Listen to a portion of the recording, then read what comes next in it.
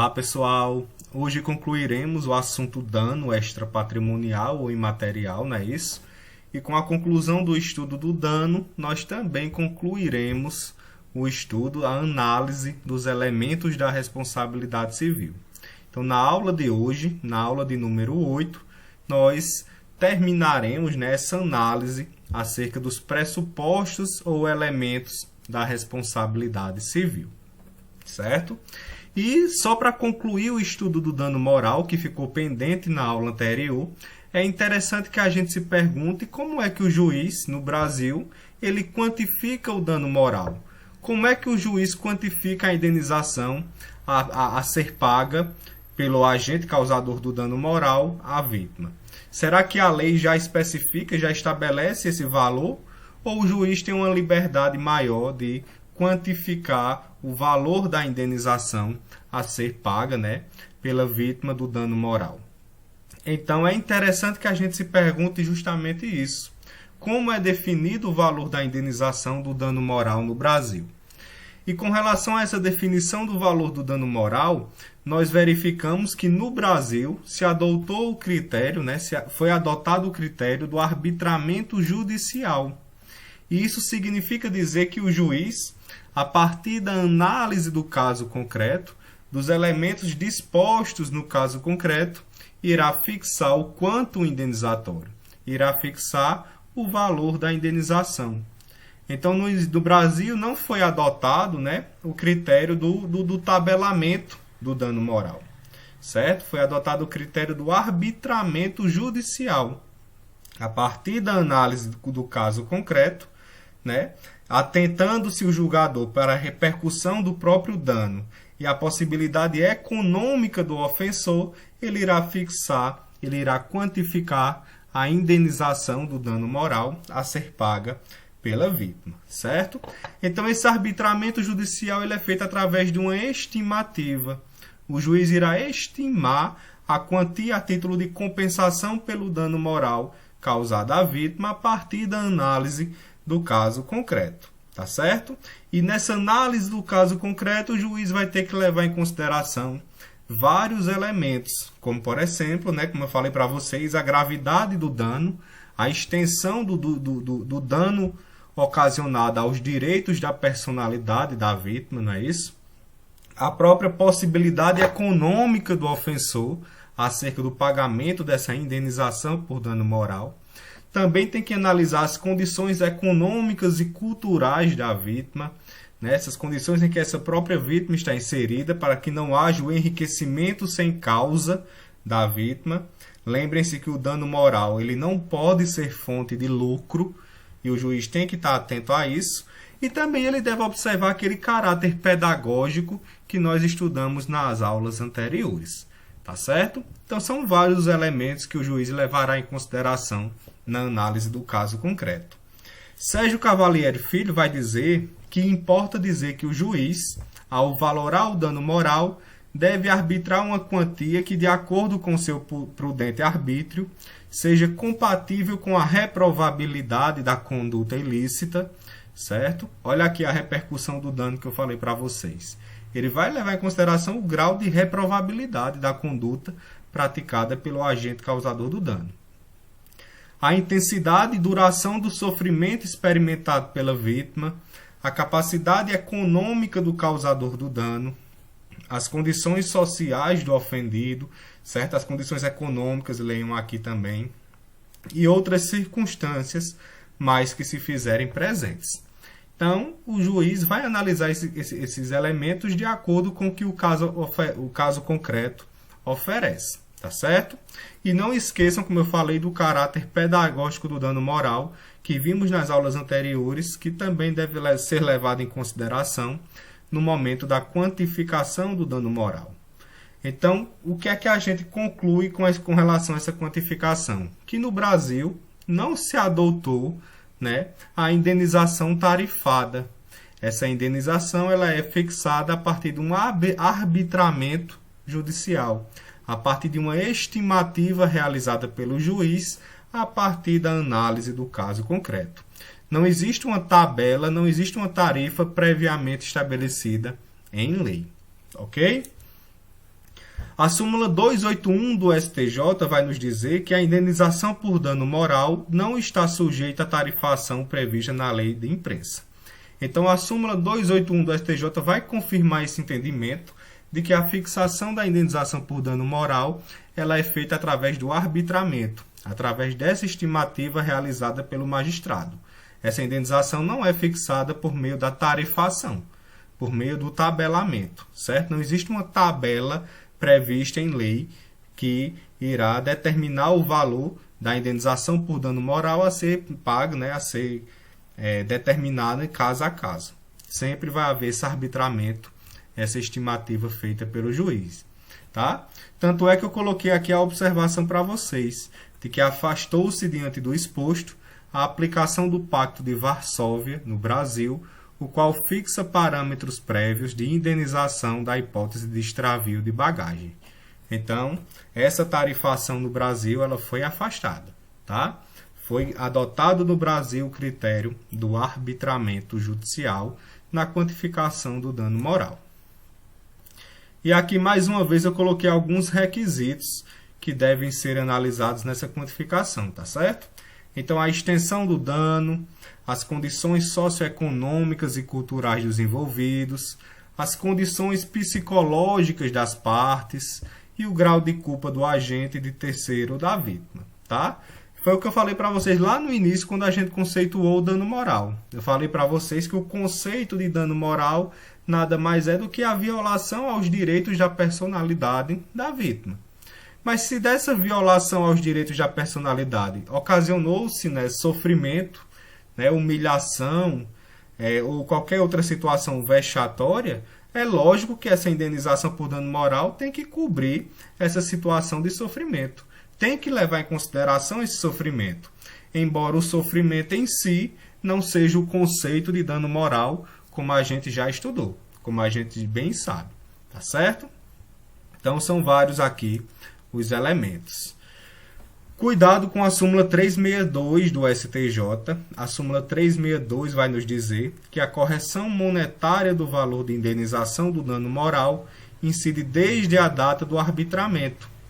Então, a correção monetária que vai incidir sobre esse valor da indenização, gente, ela não começa a contar, ela não incide a partir do evento danoso, a partir do efetivo prejuízo. Ela vai começar a contar a partir da data em que o juiz fixou o valor dessa indenização na sentença. Tá? Então, essa súmula 362 do STJ ela serve para diferenciar o momento em que incide a correção monetária no dano moral e no dano material. Com relação ao dano material, a correção monetária vai incidir desde a data do efetivo prejuízo, desde o dia em que a vítima sofreu o prejuízo ao seu patrimônio, diferentemente do dano moral. No dano moral, a correção monetária não começa a incidir a partir do dia do prejuízo, mas a partir da data em que o juiz fixou o valor da indenização por dano moral. Tá? Então, cuidado que existe essa diferença entre o dano moral e o dano patrimonial com relação à correção monetária. Tá certo? Avançando aqui no assunto, eu coloquei uma observação importante para vocês que se deu com relação à reforma trabalhista, prevista na lei número 13.467 de 2017. E o que foi que a reforma trabalhista fez? Lá no artigo 227G, parágrafo 1º da CLT, essa reforma fixou um tabelamento, fixou uma tarifação acerca do dano moral, certo? Da indenização do dano moral a ser paga ao ofendido, ao trabalhador ofendido. Então, veja aqui o que diz o parágrafo 1º. Se julgar procedente o pedido, o juízo fixará a indenização a ser paga a cada um dos ofendidos em um dos seguintes parâmetros, vedada a acumulação. Então, veja que a lei fixou parâmetros de indenização por dano moral. Fixou previamente a quantia a ser paga a título de dano moral ao trabalhador ofendido. Então, no inciso 1, ele vai dizer que quando a ofensa for de natureza leve, a indenização será de até 3 vezes o último salário contratual do ofendido. Inciso 2 vai dizer que quando a ofensa for de natureza média, vai ser de até 5 vezes o último salário contratual do ofendido. Inciso 3, quando for de natureza grave, até 20 vezes o último salário contratual do ofendido. E o inciso 4 vai dizer que quando a ofensa for de natureza gravíssima, até 50 vezes o último salário contratual do ofendido. Então começou-se a se discutir, a se defender, gente, a partir da reforma trabalhista, diante dessa previsão do artigo 227G, parágrafo 1º, que o dano moral tarifado teria sido adotado na esfera das relações de trabalho, que a partir da reforma trabalhista adotou-se no Brasil, pelo menos no âmbito do direito do trabalho, né, das relações de trabalho, o dano moral tarifado, certo? Veja que a lei aqui tarifou, estabeleceu uma tabela acerca do valor a ser pago a título de dano moral, certo? Que vai variar aí de acordo com o salário do empregado. O que é que acontece? Houve muitas críticas à reforma trabalhista nesse ponto, né? E parte da doutrina começou a defender que há uma inconstitucionalidade material da Lei 13.467, certo? De acordo com os defensores da inconstitucionalidade dessa reforma, nesse ponto, né, da tarifação, do dano moral tarifado, eles aduzem que a reforma trabalhista acabou reintroduzindo no ordenamento jurídico brasileiro a indenização tarifada, que não tem mais lugar de acordo com a nossa sistemática constitucional, tá certo? Então, se defende a inconstitucionalidade desse artigo 227G, parágrafo 1º, nesse sentido que não se admite essa indenização tarifada de acordo com os ditames constitucionais vigentes. E esse entendimento de inconstitucionalidade material desse dispositivo vem sendo aplicado em alguns julgados do próprio Tribunal Superior do Trabalho. Então, eu coloquei um julgado aqui para vocês, justamente para vocês entenderem essa questão da tarifação, de como ela está sendo tratada acerca de sua inconstitucionalidade. Então, o TST, nesse julgado que eu coloquei para vocês, vai dizer o seguinte, que no caso da indenização por danos morais, entendendo que o julgador deve levar em consideração a qualidade das partes, o dano e seus efeitos, o juiz deve ainda arbitrar valor capaz de minorar o sofrimento da vítima sem concorrer para o seu enriquecimento sem causa ou empobrecimento do ofensor. Então, o que é que está dizendo aqui o TST nesse trecho? Está dizendo que na fixação dos danos morais, o julgador deve levar em consideração aquele critério do arbitramento, certo? E nesse arbitramento ele vai levar em consideração aqueles elementos que nós vimos há pouco tempo, quais sejam a qualidade das partes, as condições socioeconômicas das partes, a extensão do dano e os efeitos desse dano, o sofrimento da vítima, certo? Sempre levando em consideração, tendo cuidado de não causar, da indenização não servir de enriquecimento sem causa dessa vítima, ou de até como uma forma de empobrecimento do ofensor. As condições econômicas desse ofensor devem ser levadas em consideração também, tá certo? Enfim, está dizendo aqui nessa decisão, né, o TST está afirmando que o arbitramento judicial continua vigente, tá? Aqueles elementos devem ser considerados.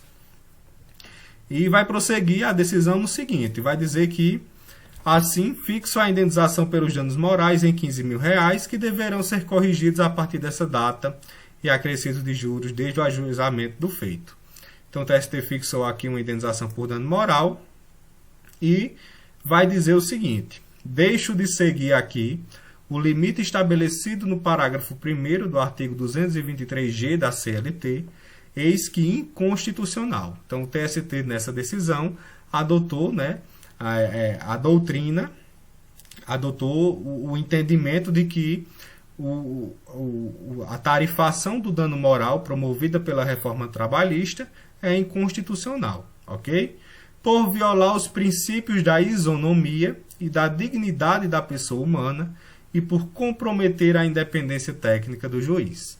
Então, há esse entendimento acerca da inconstitucionalidade dessa tarifação promovida pela reforma trabalhista, tá certo? justamente porque, de acordo com a própria sistemática constitucional, adotou-se esse critério do arbitramento judicial. Com efeito, o direito à reparação integral pelos danos morais sofridos trata-se de um direito constitucional fundamental previsto no inciso 10 do artigo 5º.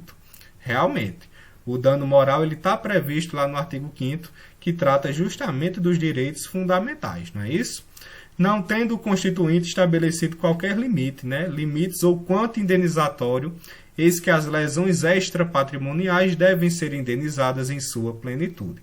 Então, a lei não poderia tarifar, não poderia previamente estabelecer limites à indenização por dano moral, justamente porque vigora aquele princípio que nós vimos nas primeiras aulas, de que o dano deve ser reparado em sua integralidade, em sua plenitude. E com relação ao dano moral, isso deve ser analisado no caso concreto, tá certo? Sem limitadores e de forma proporcional ao próprio agravo, a própria conduta praticada pelo agente causador do dano. Ok, gente? Então, fiquem com essa informação de que é o arbitramento judicial adotado na quantificação do dano moral e que, embora a reforma trabalhista tenha trazido esse critério de tarifação do dano moral, ele vem sendo entendido como inconstitucional por violação a preceitos, né, da própria Constituição Federal. Ok, gente? Então, com isso, nós concluímos o estudo do dano moral e passamos ao estudo de outro dano de natureza extrapatrimonial. Então, além do dano moral, gente, hoje se entende que existe outro dano imaterial que também deve ser levado em consideração na análise do caso concreto. E esse dano é denominado de dano estético. Então, hoje, esse dano estético ele é tratado de forma autônoma pela doutrina e pela jurisprudência. E quando eu falo que ele é tratado de forma autônoma, eu estou dizendo que no mesmo caso concreto pode ocorrer o reconhecimento do dano moral e do dano estético ao mesmo tempo. Ambas as indenizações, né, a indenização por dano moral e a indenização por dano estético, elas podem ser cumuladas, porque são danos autônomos. Hoje, eles são tratados de forma autônoma. O dano estético ele não integra mais o dano moral, como era feito anteriormente, tá? Uma coisa é o dano moral e outra coisa é o dano estético. Ambos são espécies do dano extrapatrimonial ou do dano imaterial. E o que seria esse dano estético? Né? O conceito de Teresa Ancona Lopes vai dizer que, ao apreciar-se o prejuízo estético, deve-se ter em mira a modificação sofrida pela pessoa em relação ao que ela era. Então, gente, nós podemos conceituar o dano estético como aquele dano que causa reflexos visíveis na imagem da vítima. Aquele dano que causa marcas, né, que causa reflexo visível no próprio corpo, na própria imagem, na própria integridade física da vítima. Após a conduta do agente causador do dano, houve uma modificação na integridade física da vítima. Essa modificação ela é visível no corpo e na imagem dessa pessoa, certo? Como, por exemplo, uma ferida, uma cicatriz, uma amputação, um corte, tá? Qualquer reflexo visível, ele é considerado como dano de natureza estética. Seja essa alteração, né, esse reflexo temporário ou permanente. Para o reconhecimento do dano estético, não é necessário que esse dano seja permanente, tá certo?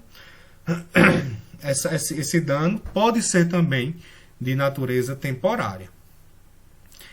Então, há essa diferença, tá, hoje entendida, entre o dano moral e o dano estético. O dano estético ele é um dano extrapatrimonial porque ele também atinge a própria dignidade humana da vítima. Mas ele se diferencia do dano moral justamente porque se trata de um dano que vai causar reflexo visível na imagem, no corpo ou na integridade física da vítima. Ok, gente? Então, avançando com relação ao dano estético, O arbitramento da indenização por dano estético, né, não existe regra específica no Código Civil de 2002.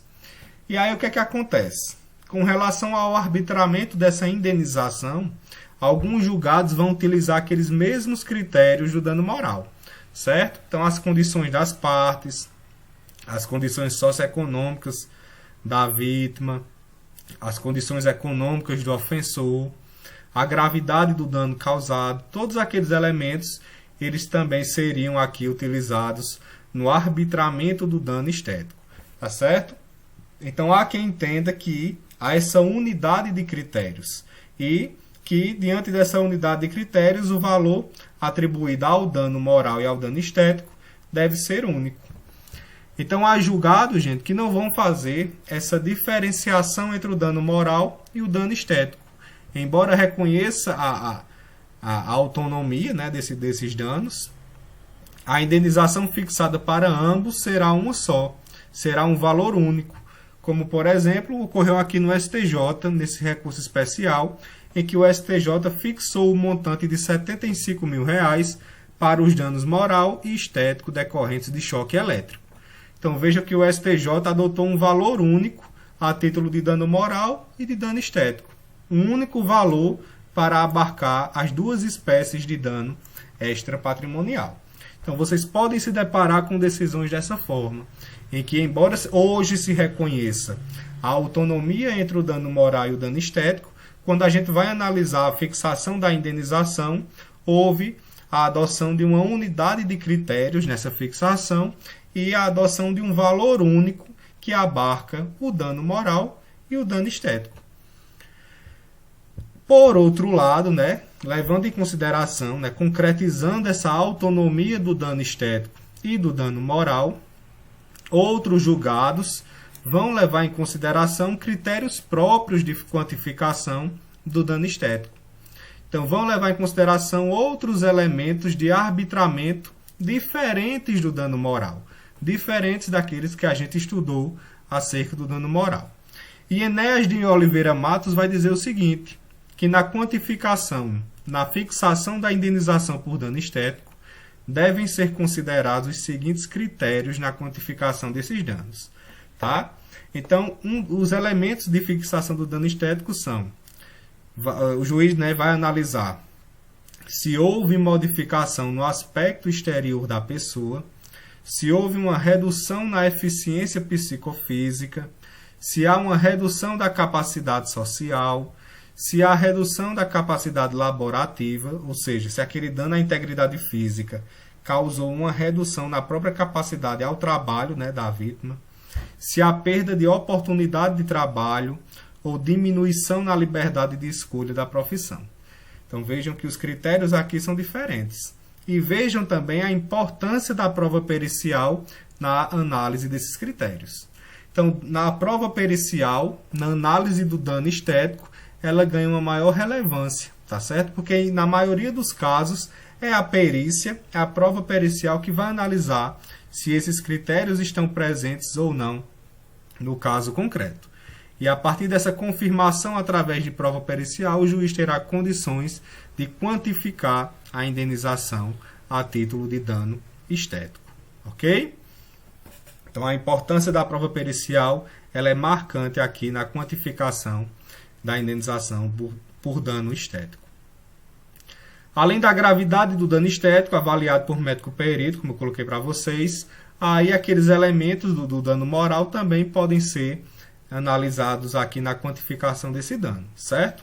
Então não se afasta na quantificação do dano estético o grau de culpa das partes, a posição cultural e socioeconômica, a reincidência do ofensor na conduta ilícita, a punição, né, o caráter pedagógico da indenização, a independência do valor arbitrado para o dano moral, tá? Então, outros critérios também devem ser analisados, inclusive aqueles do dano moral. Mas vejam que no dano estético, ele tem critérios, né, elementos de fixação que lhe são próprios, que lhe são inerentes. Como a gente viu esses aqui, elencados por Enéas de Oliveira Matos. Tá certo, gente? E aqui vejam esse caso concreto, em que o julgado vai estabelecer um valor distinto para o dano moral e outro para o dano estético, tá certo? Então, nessa decisão judicial também do STJ, ele separou as indenizações, levando em consideração a autonomia do dano moral com relação ao dano estético. Né? Como nós vimos, os elementos de quantificação são diferentes.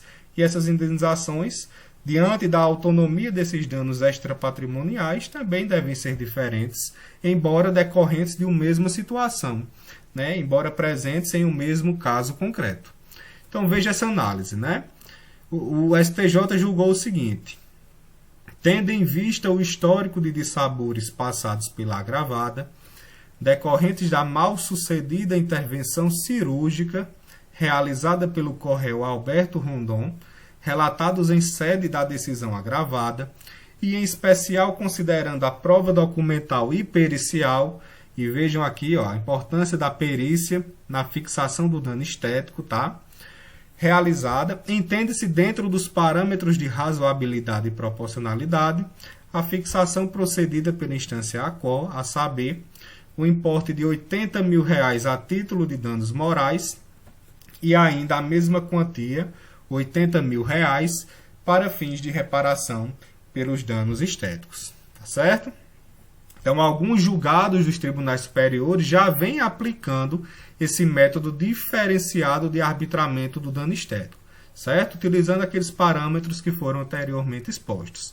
E vejam nesse caso concreto que houve uma indenização por dano moral, em decorrência, né, desses danos, e outra indenização a título de reparação dos danos estéticos. E nessa situação, o dano moral e o dano estético decorrendo de uma mesma situação. Tá certo?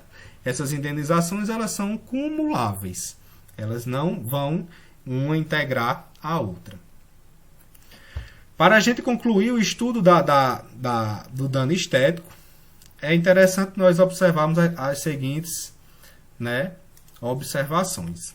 Então, a observação 1 que eu coloquei para vocês guarda relação com a súmula 387 do STJ.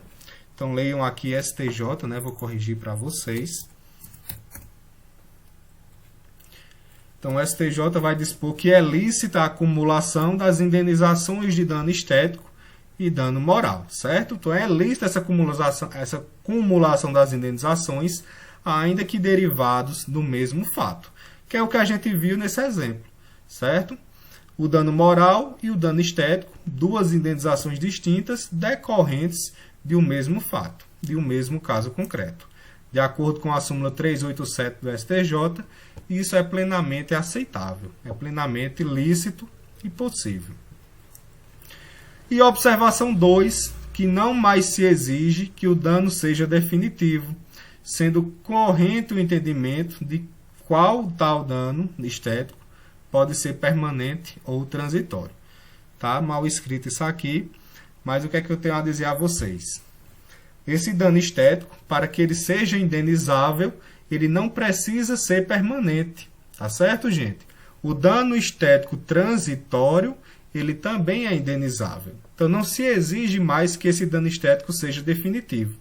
O dano estético transitório, ele também é indenizável. Tá bom? Então, essas são as observações que eu trago para vocês e, a partir disso, nós concluímos o estudo do dano e, consequentemente, concluímos na aula de hoje os elementos da responsabilidade civil. Então, na próxima aula, nós estudaremos outras excludentes de responsabilidade civil que não guardam relação com o nexo de causalidade, tá certo? Então, estudaremos excludentes que não guardam relação com aquelas que nós já estudamos nas aulas anteriores, ok? Então, tchau, pessoal, e até a próxima aula.